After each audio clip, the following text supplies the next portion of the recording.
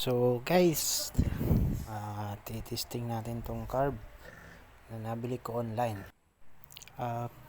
Para sa mga palyadong motor dyan, ito marirecommend ko, mura na at talagang tested ko na. Tingnan nyo guys, testing natin dito sa aking Rider 150. Parang stock size lang siya. So ito, testing natin to guys. Nakita natin kung talagang sulit ba sa 700 plus na carburetor.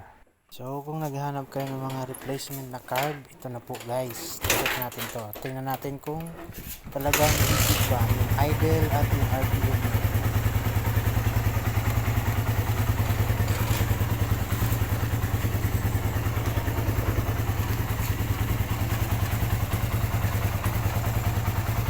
Yun, legit 1000 RPM idle niya at talagang steady lang siya sa 1k RPM. So guys, lalagay ko sa comment below yung link para ma-check out mo.